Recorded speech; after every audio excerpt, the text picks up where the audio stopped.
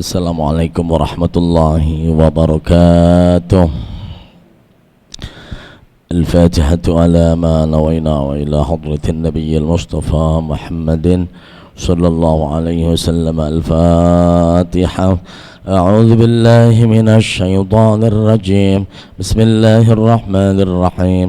الحمد لله رب العالمين الرحمن الرحيم مالك يوم الدين إياك نعبد وإياك نستعين اهدنا الصراط المستقيم صراط الذين أنعمت عليهم غير المغضوب عليهم ولا الضالين آمين. ثم الفاتحة إلى أرواح آبائنا أمهاتنا وأجدادنا وجداتنا وعمامنا وعماتنا وأخوالنا وخالاتنا ومشايخنا في الدين ولجميع المسلمين والمسلمات والمؤمنين والمؤمنات، خصوصا الأرواح الواقفين والمنفقين والمؤسسين والمعلمين لهذا المسجد. شيء لله لهم. الفاتحة. أعوذ بالله من الشيطان الرجيم. بسم الله الرحمن الرحيم.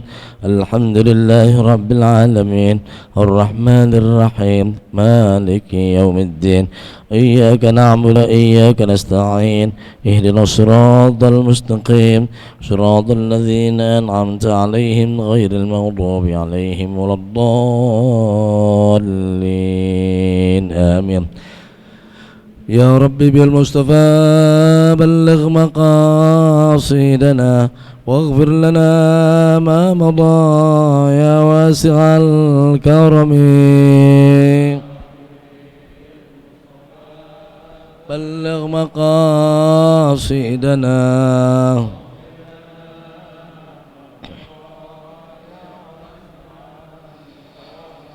يا أكرم الخلق ما لمن نلوذ به سواك عند حلول العارض العمم. بلغ مقاصدنا واغفر لنا ما مضى لعل رحمة رب حين يقسمها تأتي على حسب العصيان في القسم. بلغ مقاصدنا واغفر لنا ما مضى يا رب بالمصطفى بلغ مقاصدنا واغفر لنا ما مضى يا واسع الكرم.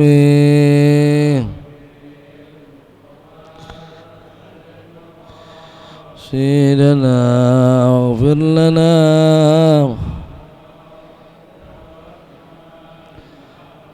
اللهم صل وسلم وبارك عليه.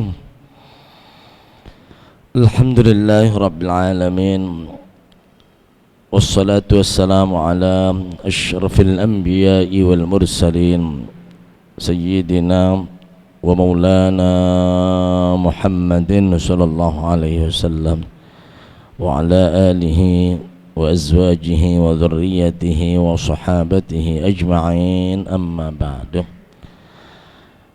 Para asatidzah, para sepuh, para hujjaj, bapak-bapak hadirin wabil khusus, para pemuda Masjid Jami As-Salafiyah yang dimuliakan oleh Allah Subhanahu wa taala. Alhamdulillah, kita bersyukur kepada Allah Subhanahu wa taala. Di malam yang berbahagia ini kita masih dipanjangkan umur, disehatkan badan, ditetapkan iman Islam, sehingga kita masih dapat melaksanakan ibadah dan ketaatan kepada Allah Subhanahu wa taala. Salawat dan salam tidak lupa kita sanjungkan pada junjungan kita Nabi besar Muhammad sallallahu alaihi wasallam, yang mudah-mudahan kita senantiasa bersalawat kepada beliau, mengamalkan ajaran, tuntunan dan akhlak Nabi kita Muhammad sallallahu alaihi wasallam. Hadirin yang dimuliakan oleh Allah Subhanahu wa taala, kita sebagai orang muslim yang beriman tidak boleh berfrustasi karena kita dilarang oleh Allah Subhanahu wa taala untuk frustasi. Akan selalu ada pintu harapan, pintu rahmat selalu terbuka, pintu taubat selalu terbuka. Hal yang demikian itu yang menyebabkan kita sebanyak apapun dosa dan kesalahan kita, kalau kita mau bertobat, Allah akan mengampuni dosa kita. Kita berbuat dosa di siang hari, kita punya kesempatan bertobat di malam hari. Berbuat dosa di malam hari, punya kesempatan kita untuk bertobat di siang hari. Sedemikian rupa adanya, di mana Nabi kita Muhammad sallallahu alaihi wasallam telah memohon kepada Allah Subhanahu wa taala agar semua umatnya dimasukkan surga oleh Allah Subhanahu wa taala. Dan itulah yang menjadi keridhaan Nabi kita Muhammad sallallahu alaihi wasallam. Kita akan lanjutkan hadis tentang ar-raja, itu tentang harapan. Bismillahirrahmanirrahim. Wa an Mu'adz ibni Jabal radhiyallahu anhu qala kuntu ridfan Nabi sallallahu alaihi wasallam ala himarin faqala ya Mu'adz hal tadri ma haqqullahi ala ibadihi wa ma haqqul ibadi ala Allah. Qultu Allahu wa rasuluhu a'lam. Qala fa inna haqqallahi ala al-ibadi ay ya'buduhu wa la yushriku bihi syai'a wa haqqul ibadi ala Allah alla yu'adziba man la yushriku bihi syai'a. Faqultu ya Rasulullah afala ubashshirun nas? Qala la tubashshirhum fayattakilu. Muttafaqun alaih. Mu'adz bin Jabal, sahabat yang mulia, sahabat yang kalau kata Nabi adalah orang yang paling paham dengan hukum agama, orang yang paling paham hukum halal dengan haram. Siapa? Mu'adz bin Jabal. Pantas kalau beliau itu menjadi delegasi yang diutus Nabi ke Yaman. Yang diutus ke Yaman berdakwah adalah Ali bin Abi Thalib dan Mu'adz bin Jabal. Mu'adz bin Jabal belajar dari kecil bersama Nabi kita Muhammad sallallahu alaihi wasallam. Dia berkata, kuntu ridfan Nabi, saya boncengan di belakang Nabi kita Muhammad sallallahu alaihi wasallam. Ala himarin, kendaraannya himar. Kalau kendaraan himar itu biasa untuk jarak-jarak pendek. Kalau buat jarak jauh itu kuda atau onta. Tapi kalau jarak pendek itu bisa dengan himar. Kayak semacam buat hanya jalan-jalan ataupun jalan-jalan yang pendek. Ketika saya di belakang Nabi kemudian bertanya pada saya, ya Mu'adz, hal tadri ma haqqullah ala ibadi? Apa haknya Allah terhadap hambanya? Wa ma haqqul ibadi ala Allah? Dan apa haknya hamba terhadap Allah? Qultu, lihat adabnya seorang murid, enggak nyelonconc, langsung jawab. Barangkali kita kalau ditanya langsung nyelonconc jawab. Tapi Mu'adz bin Jabal berkata, Allahu wa rasuluhu a'lam. Allah dan Rasulnya yang lebih tahu. Berarti kendati pun barangkali jawaban sudah ada, namun kalau Allah wa rasuluhu a'lam berarti butuh tambahan ilmu. Sahabat kalau ditanya, hari apakah ini? Allah wa rasuluhu a'lam. Dia tahu, tapi barangkali dengan itu ada tambahan ilmu. Jadi jawaban Nabi kita Muhammad sallallahu alaihi wasallam. Apa haknya Allah kepada hamba dan apa haknya hamba terhadap Allah? Kata Muaz, Allah dan Rasul yang lebih tahu. Qala, kemudian Nabi kita Muhammad sallallahu alaihi wasallam bersabda, fa inna haqqallahi 'alal ibad, haknya Allah terhadap hamba ay ya'buduhu, menyembahnya. Ini di mana kita punya kewajiban menyembah kepada Allah. Apa? Menyembah, tunduk, patuh, pasrah kepada Allah. Dalam segala macamnya, apa saja yang Allah suruh kita kerjain, apa yang Allah larang tinggalin, itu namanya ibadah. Jadi ibadah itu adalah di mana seorang hamba, seorang budak, seorang hamba itu ngikutin apa yang dikehendaki oleh tuannya. Kalau seorang hamba ngikutin apa yang dimau Tuhan, itu namanya menyembah. Jadi kalau Allah suruh kanan, ke kanan, Allah suruh kiri, kiri, Allah suruh berhenti, berhenti, Allah suruh jangan berhenti, jangan berhenti, Allah suruh lari, lari, Allah suruh jangan lari, jangan lari. Itu namanya ibadah. Menyembah kepada Allah, wala yusyriku bihi syai'a. Nah, ini selalu saja disinggung, berkata jangan mensekutukannya dengan sesuatu. Ini kalau udah yang namanya mensekutukan dengan sesuatu, ini udah luar biasa. Kemudian lantas, apa itu hak hamba kepada Allah? Alla yu'adziba man la yusyriku bihi syai'a. Allah tidak mengazab siapa yang tidak mensekutukannya dengan sesuatu. Jadi kuncinya kita ini enggak masuk neraka, kuncinya kagak diazab sama Allah, kuncinya cuman tidak mensekutukannya dengan sesuatu.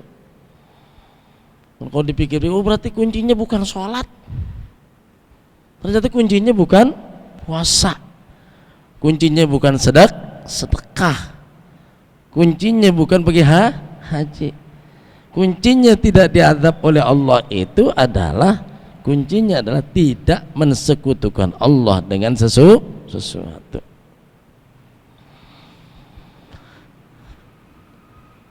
Orang ibadah di Ka'bah, terus dia menduakan Allah dengan Ka'bah. Apa dia model kayak begitu? Itu orang-orang Quraisy pada begitu. Di Ka'bah itu sampai ada patung-patung. Mereka kalau mau pergi itu harus ke Ka'bah, kalau mau pulang ke Ka'bah, sampai harus masukin ke dalam Ka'bah itu, pergi, nggak pergi, atau kocok lagi, 3 cabut nih, pergi enggak? Pergi, oh katakan. Ini sesuatu, dan banyak kesyirikan terjadi di Ka'bah pada saat zaman jahiliyah. Nah, ini banyak orang ibadah sambil mensekutukan Allah Subhanahu wa ta'ala. Jadi kalau orang taat kepada Allah, ngikutin perintah Allah, sholat, tapi jangan mensekutukan Allah. Puasa, jangan mensekutukan Allah. Sedekah, jangan mensekutukan Allah. Nah, ini beribadah tidak mensekutukan Allah. Haknya hamba kepada Allah, Allah tidak mengazab orang yang mensekutukan Allah Subhanahu wa taala. Berarti kuncinya gampang, mudah banget. Sampai Muaz bin Jabal kemudian izin pada Rasul, ya Rasulullah, afala ubasyirun nasa, apa aku kasih kabar gembira ini kepada manusia? Qala la tubasyirhum, jangan kasih kabar mereka. Kenapa? Fayattakilu, maka mereka nanti bakal nyender. Udah, yang penting gue sembahyang kayak kagak, kayak yang penting kagak mensekutukan Allah. Nah, ini kan jadi bahaya nggak kira? Jadi bahaya. Maka hal yang seperti kayak begini, tentu hadisnya sekarang nih udah nyampe ke kita, dan kita dengar bahwa kuncinya adalah tidak mensekutukan Allah. Yang paling penting, karena yang dikhawatirkan oleh Nabi itu adalah kita jadi ngandel. Maka intinya adalah jangan mensekutukan Allah dan jangan ngandel. Kemudian setelah itu, barangkali ini kunci kita dalam hidup kita, melaksanakan ibadah tidak mensekutukannya dengan sesuatu. Apakah sampai di situ pintu harapan seorang hamba kepada Allah Subhanahu wa taala? La.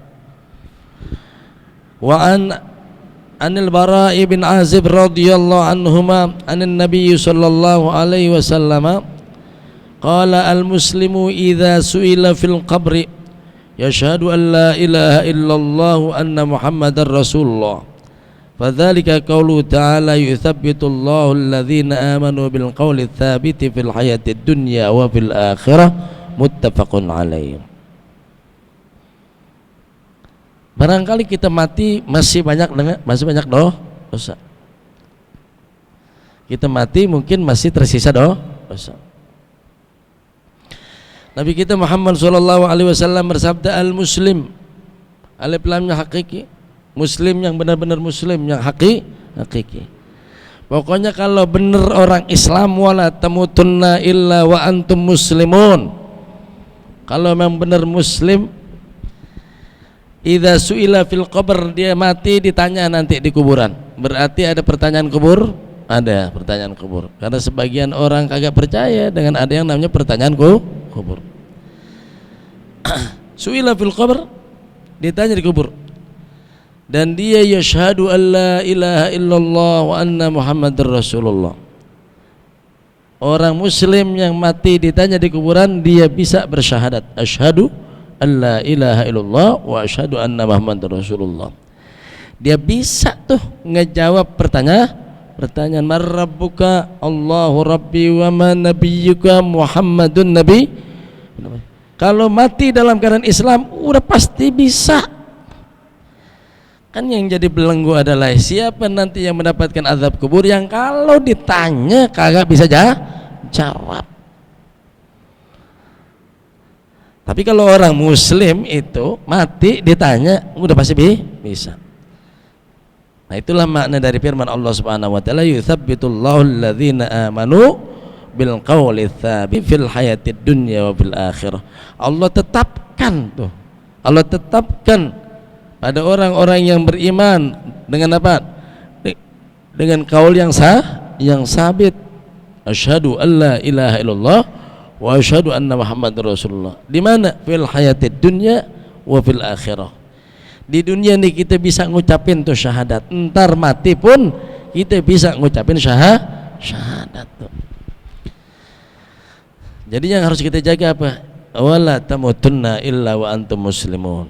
Kita harus jaga nilai iman kita kepada Allah, jangan sampai mati dalam keadaan kafir.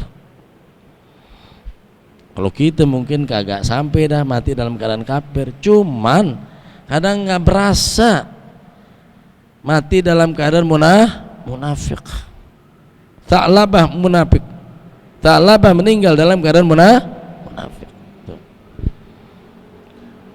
Nah, posisi kayak begini, wala tamutunna illa wa antum muslimun. Pokoknya yang mati dalam keadaan Islam, dia bisa jawab pertanyaan. Allah tetepin tuh, bukan hanya di dunia, juga di akhirat. Orang yang bisa ngejawab pertanyaan malaikat, bisa bersyahadat, selamat daripada azab kubur.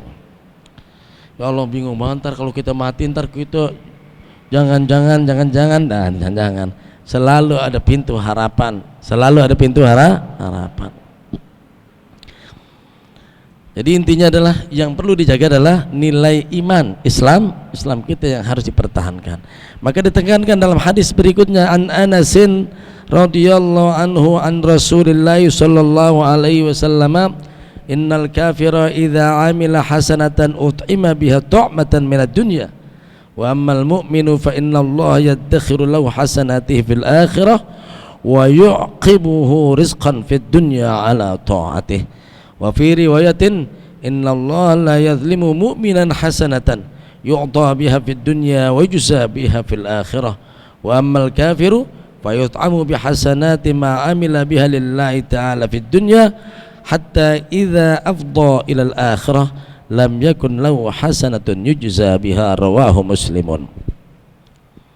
Ini beda antara orang kafir dengan orang Islam.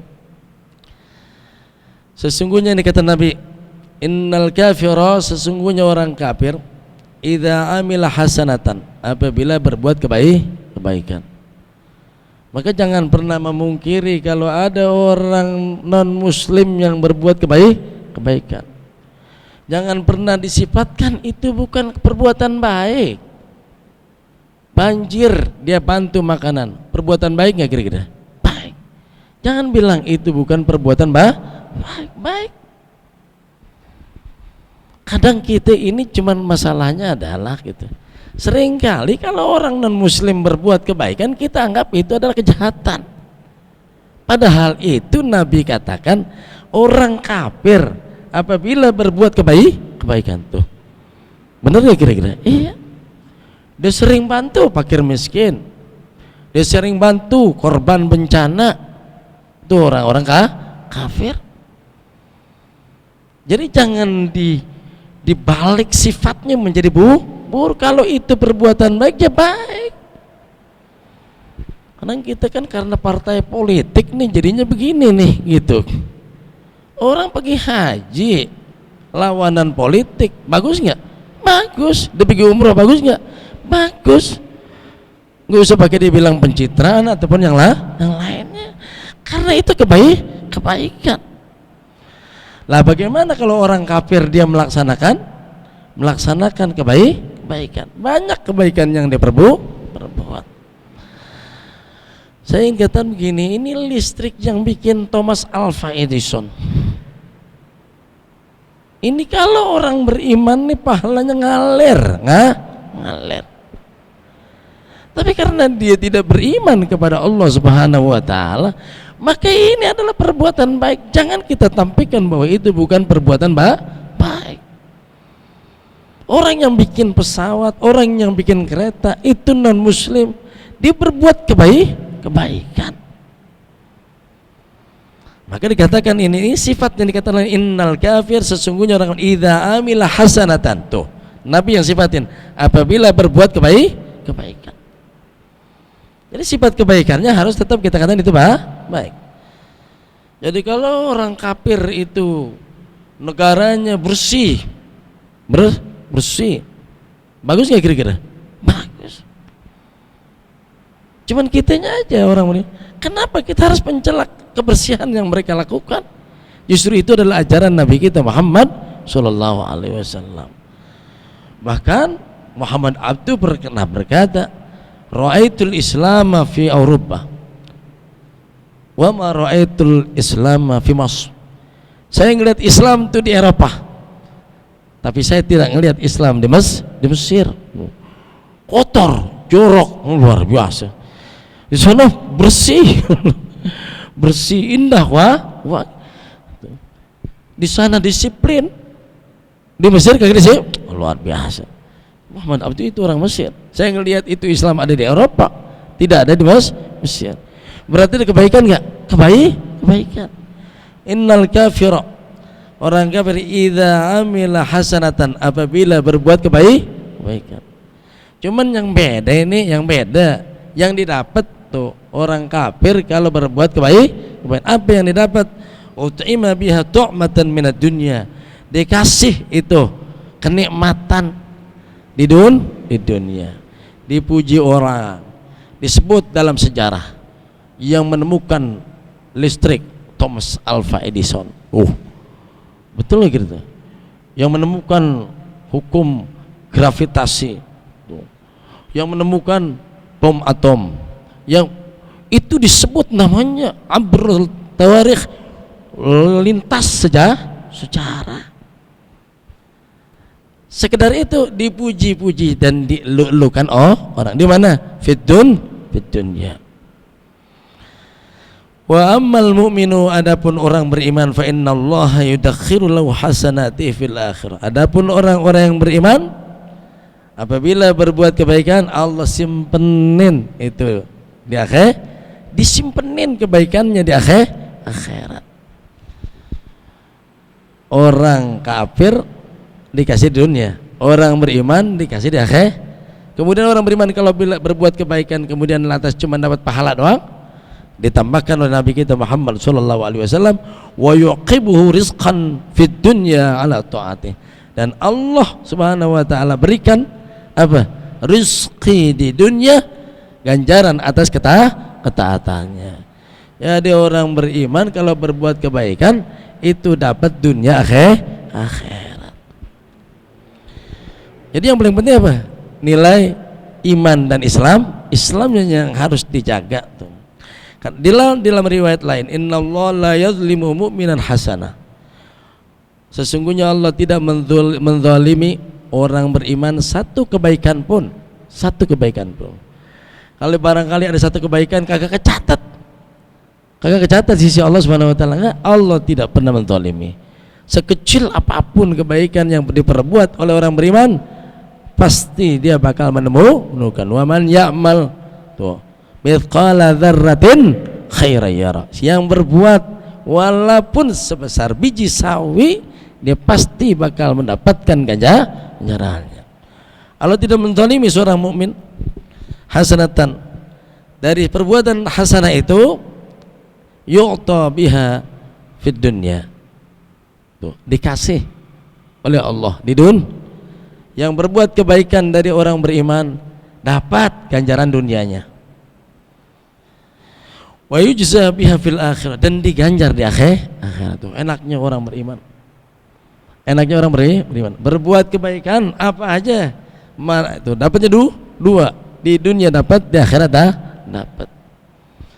Jangan bilang kalau kita ini jadi guru ngajar, biarin gajinya kecil, enggak apa-apa. Hidup susah, kakak apa-apa. Orang muda kerjain, pasti dapat di akhirat. Dunianya juga dapat.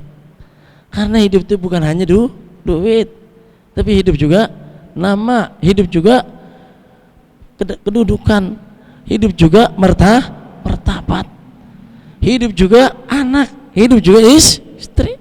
Orang ada yang dikasih duitnya dikit tapi anaknya soleh, dan banyak orang dikasih duitnya banyak tetapi anaknya tidak taat kepada orang tuanya, tidak suka ibadah kepada Allah Subhanahu wa taala. Bayangin coba, apakah itu nggak nyakitin kita? Duit kita banyak, anak kagak pada mau ngaji. Duit kita banyak, anak pada nggak ibadah. Duit kita banyak, anak nggak bisa baca Quran. Duit kita banyak, anak suka narkoba. Bukankah itu adalah sesuatu hal yang menyakitkan hati? Maka kendati pun kita berbuat kebaikan, udah pasti Allah kasih ganjarannya di dunia, dan Allah simpenin pahalanya di akhirat. Wa amal kafir, adapun orang kafir, fayut'amu bihasanati ma amila biha lillahi ta'ala fid dunya. Orang kafir yang berbuat kebaikan, Allah kasih tuh kenikmatan, ganjaran dari kebaikan yang dia perbuat di dunia. Hatta idza afdha ilal akhirah, sampai dia kemudian nanti ke akhirat, lam yakun lahu hasanatun yujza biha. Tapi orang kafir enggak dapat kebaikan, tidak dapat satu kebaikan pun di akhirat. Kan yang penting hidup yang sebenarnya adalah hidup akhirat. Itu hidup yang hakiki.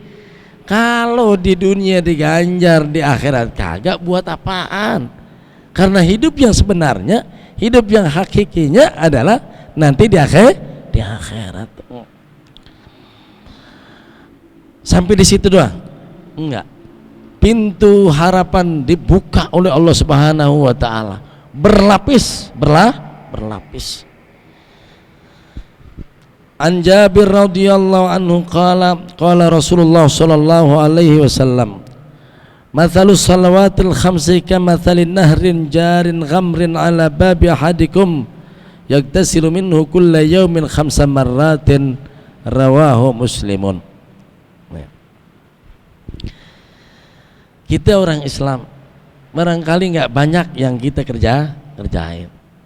mungkin juga banyak hal yang luput daripada ibadah yang kita nggak kerjain.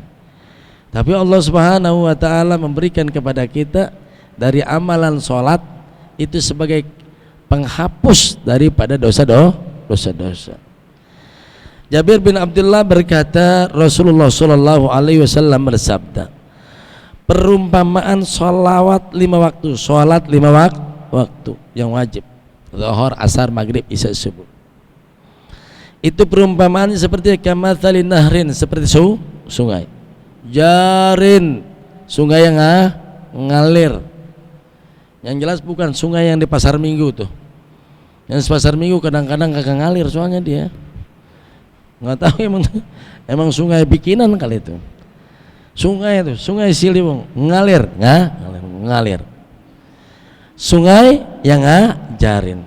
Kenapa harus sifatnya jarin? Karena ada sungai mati. Kalau musim panas saja kagak ada airnya. Kalau di Saudi rata-rata itu di padang Arafah ada di bawah itu jauh sungai. Itu antisipasi kalau hujan airnya banyak ngalir. Kalau nggak musim hujan kagak ada apa-apa. Orang kata itu apaan sih? Solokan kering. Kagak, itu sungai. Cuman kalau musim hujan air ngalir di situ. Kalau nggak hujan kagak ada airnya. Loh, berarti sungai tapi kagak ngalir, berarti sungai kagak ada airnya. Apakah airnya yang model kayak air di kita sini? Sungai-sungai yang ada di Republika gitu airnya dikit lah. Ghamrin, sungai yang ngalir ghamr dan mengalirnya dengan air yang banyak. Ini modelnya sungai apaan ini? Sungai Nil. Sungai apaan? Sungai Musi. Sungai apaan? Sungai Gangga. Sungai apaan nih? Ini yang jelas sungai yang mana? Sungai yang ngalir, yang airnya banyak. Sholat 5 waktu itu diumpamakan oleh Nabi adalah seperti sungai yang mengalir dan airnya banyak. Di mana adanya? Ala babi ahadikum, di depan rumah. Ala bab, di depan rumah. Saya sering kali ukapkan ini karena sering kali begitu. Ini kebanyakan kita di Indonesia ini jadiin sungai di belakang rumah. Makanya sungai itu kagak ada yang urusan. Di mana aja nggak ada urusan. Kenapa? Karena sungai itu ditaruh di belakang rumah. Kalau kita liatin itu di Eropa, Belanda, Itali, Frankfurt, semua sungai itu cakep semua. Kenapa? Karena dia berhadapan dengan rumah, bukan di belakang rumah. Ini cuma nyinggung hadis Nabi, ala babi ahadikum, di depan pintu. Kemudian lantas yaktasil minhu, dia mandi itu. Kulla yaum, dari sungai itu dia mandi setiap hari. Berapa? 5 marrat, 5 kali mandi dalam 1 hari. Kata Nabi, hal baqiya fihi dar, apakah tersisa daki padanya? Kata sahabat, la ya Rasulullah, enggak. Begitulah kita. Kalau kita nih hari-hari emang kadang juga kaki nggak kejaga, kadang juga tangan kagak kejaga, kadang juga mulut nggak kejaga, kadang semua. Kadang kita sering sialan lo, goblok lo, tolol lo, kan begitu. Ini kan kalimat-kalimat yang sering keluar.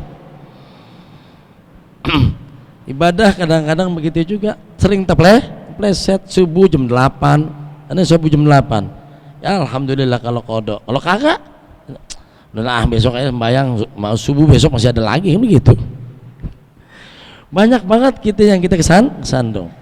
Maka sholat 5 waktu yang kita kena kerjakan itu bagaikan sungai yang ngalir, airnya banyak, dan kita mandi di situ 5 kali. Apakah ada sisa daki? Lah, nggak ada. Berarti itu daki umpama dosa. Kagak tersisa dosa. Tuh lihatin. Dengan sholat 5 waktu yang kita kerjain itu ada sebuah harapan. Di mana kita punya dosa banyak, dihapusin dosa kita oleh Allah Subhanahu wa taala. Apa sampai di situ? pintu harapan kita dibuka lagi oleh Allah Subhanahu wa taala berdasarkan hadis yang diriwayatkan oleh Abdullah bin Abbas radhiyallahu anhu qala sami'tu Rasulullah sallallahu alaihi wasallam yaqulu ma min rajulin muslimin yamutu fayaqumu ala janazati arba'una rajulan la yusyrikuna billahi syai'a illa syafa'ahumullahu fih. Tidaklah ada seorang muslim, kita muslim kita muslim biasa, ya Allah banyak banget dosa kita, banyak kesalahan kita yang kita perbuat, mata, kuping, tangan. Emang kuping susah diajak dengerin nasihat, susah didengerin Quran, maunya dengerin dangdut aja, lagu mulu yang kita dengerin tuh. Maunya sama nontonnya itu nonton dangdut, nonton. Kakak demen tuh kadang-kadang mata kita ngelihat yang kebaikan. Kita macam muslim kayak gimana ini? Tapi Nabi kata pakai nakira min rajulin muslimin, tidaklah seorang yang muslim yang kayak apa? Yang nggak pakai alif lam tadi al muslim yang pakai alif lam. Ini muslim ayyur rajulin muslimin, orang laki-laki muslim mana aja ya mutu dia mati tuh, dia udah nggak bisa ngapa-ngapain, orang mati. Apakah masih ada pintu harapan rahmat dan maghfirah Allah Subhanahu wa taala? Coba lihat, ya mutu dia mati. Kalau mati dia disolatin, fayaqumu ala janazatihi, dan yang menyolatkannya pada jenazahnya itu arba'una rajulan, 40 orang. Gampang aja 40 orang, kempil. Kalau di kampung Pulau ini 100 gampang, 1000 masih bisa, 1000 masih bisa. Kadang kita sholat jenazah penuh sholat jenazah, padahal sabtu rapat. Berapa orang? 1000. Nabi cuma kata arba'una rajulan, 40 orang. 40 orang yang kayak gimana? La yusyrikuna billahi syai'a. Tuh, ada syaratnya. 40 orang ini tidak mensekutukan Allah Subhanahu wa ta'ala. Maka saya ingin katakan begitu di beberapa tempat itu. Walaupun orang sederhana, kalau orang tuanya meninggal dia undang 100 kiai, berapa biayanya sebiayain. Karena perlu dia adalah di mana orang yang nyolatkan ini tidak mensekutukan Allah. Kagak demen tuh kalau yang namanya dagang pakai kedukun, sakit pakai kedukun, hampir lagi mau nyantet orang pakai kedukun. Kagak demen itu yang namanya pakai ngancak begitu. Kagak demen yang modelnya kayak begitu. Kan kiai-kiai begitu ngerti, mudah-mudahan mereka tidak mensekutukan Allah. Lah kita buat inian dikit minta amalan ada aja gitu, mau dagang. Kadang-kadang pakai ke Gunung Kawi. Ada yang modelnya kayak begitu. Kayaknya kayak banyak orang. Kalau saya dengerin ceritanya pernah ngerasain semua. Nyari barang, nyari keris, nyari anok, nyari jimat, nyari yang lain. Nah kalau nyolatin 1000 pada begitu semua lah, kagak aci nyolatinnya. Mendingan 40 orang tapi la yusyrikuna bihi syai'a, tidak mensekutukannya dengan sesuatu.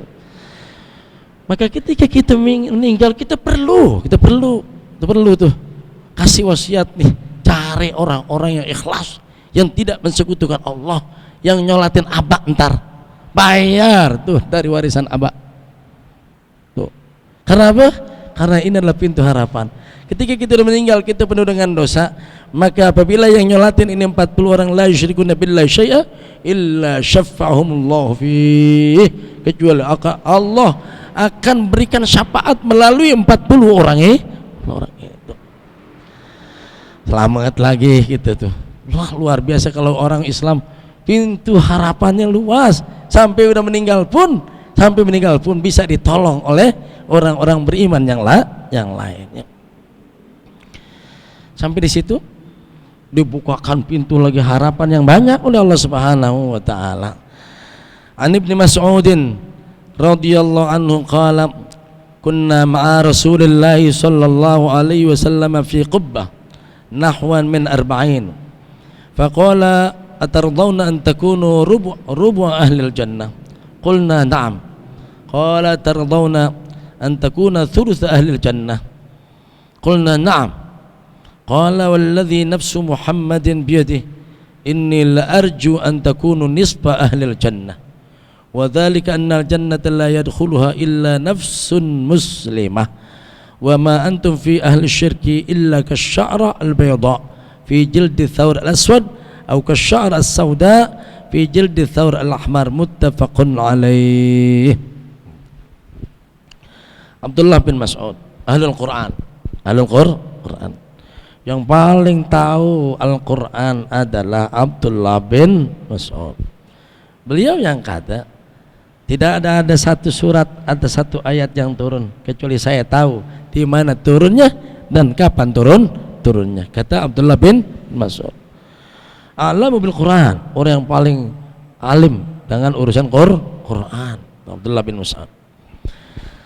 Jadi apa aja kalau ditanya Abdullah bin Mas'ud tentang Quran, ini ada nggak Quran? Ada, ini ada, semua luar biasa. Abdullah bin Mas'ud meriwayatkan kunna ma'a Rasulillahi fi qubbah. Lihat. Kalau orang ahlul khair begitu kumpulnya, cerita kita bersama Nabi tuh. Kan kumpulnya begitu bersama Nabi. Nah kita kunna ma'a presiden mulu, kunna ma'a menteri mulu domongin, kan begitu. Kita kadang-kadang gitu kunna orang kaya mulu sebutin, ngeliatin ya ahlul khair. Kunna ma Rasulillahi sallallahu alaihi wasallam di mana? Fi Qubbah. Qubbah itu masjid Qubbah. Kata Nabi, man kharaja min baitihi mutatahhiran tuh, thumma shalla rak'ataini fa ka'annama tuh apa? Ya'dilu umratan wahidah. Siapa yang berangkat dari rumahnya dalam keadaan suci ke masjid Qubbah dan dia sholat 2 rakaat seperti 1 kali umrah. Duduknya bersama orang yang mulia, kemudian apa? Ke tempat yang dimuliakan oleh Allah Subhanahu wa taala, itu masjid Qubbah. Kita mah kadang-kadang jalannya kemana? Jalannya siapa? Kunna ma Rasulullah sallallahu alaihi wasallam fi Qubbah. Jadi Qubbah berapa orang? Nahwan min arba'in. Makanya kalimat kunna, kita bersama Rasul. Berarti bukan hanya Abdullah bin Mas'ud, tapi ada nahwan kira-kira 40 orang. Faqala Nabi kita Muhammad sallallahu alaihi wasallam bertanya, "Ataradawna an takunu rubu' ahli jannah?" Maukah kalian itu menjadi 1/4 penghuni surga? Kan umat dari dulu, dari zaman Nabi Adam sampai zaman Nabi Muhammad sampai hari kiamat, kan begitu. Nabi nanya, mau nggak kalian itu adalah mengisi 1/4-nya. Jadi umat Nabi Muhammad ini 1/4 penghuni surga. Banyak nggak? Banyak. Kan umat Nabi Musa juga ada, umat Nabi Isa juga banyak, umat-umat yang lainnya juga banyak.